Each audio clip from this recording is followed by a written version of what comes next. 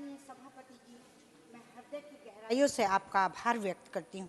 कि आपने मुझे द जम्मू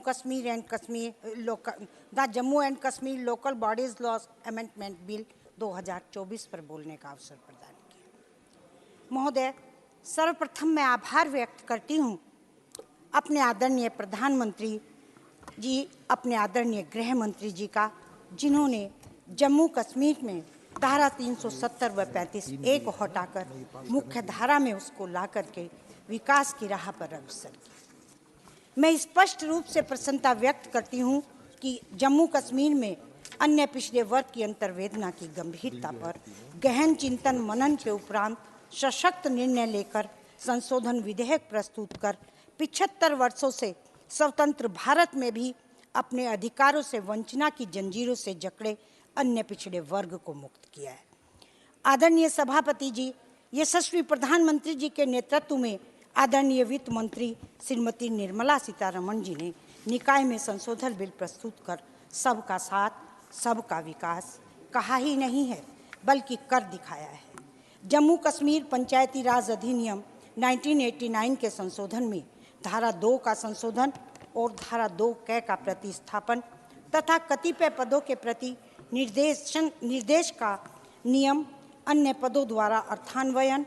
धारा 4 का संशोधन, धारा 27 का संशोधन, धारा 36 क का संशोधन, धारा 36 ख का प्रतिस्थापन, धारा 36 घ का संशोधन, धारा 39 का संशोधन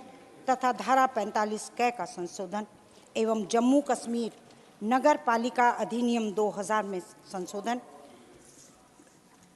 कतिपय पदों के प्रति निर्देश का कतिपय अन्य पदों द्वारा अर्थान्वयन, धारा 2 का संशोधन, 2004 का जम्मू कश्मीर अधिनियम 14 जिसके अंतर्गत धारा 11 क का संशोधन, धारा 282 का संशोधन, नई धारा 282 क का अंतःस्थापन,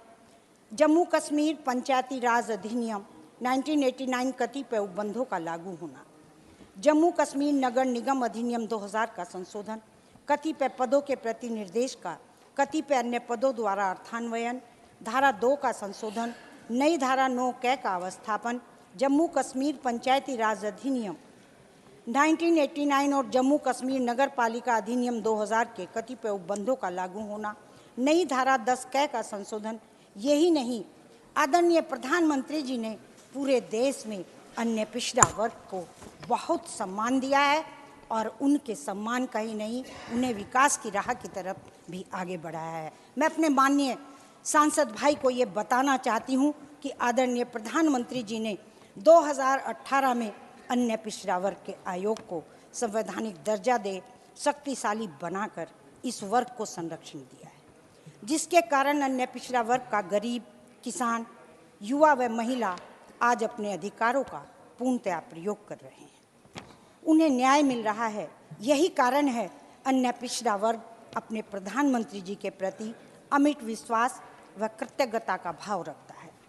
इसकी मैं स्वयं प्रत्यक्षदर्शी हूँ। आदरणीय सभापति जी, मैं राज्यसभा में आने से पूर्व उत्तराखंड राज्य के ओबीसी आयोग के अध्यक्ष थी।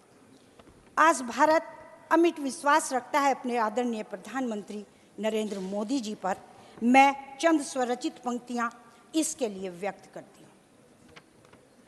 कठिन पथरीली राह है मेरी, भारत माता रोती थी, कठिन पथरीली राह है मेरी, भारत माता रोती थी, समय की दूरी बढ़ती जाती, भयभीत सारी जनता थी। देवदूत सा अवतरित हो आया भारत माँ का लाल, देवदूत सा अवतरित हो आया भारत माँ का लाल, कंकर पत्थर सब चुन दूंगा, कंकर पत्थर सब चुन दूंगा, 56 सीना उन्नत भाल। हर जन का विश्वास बना है,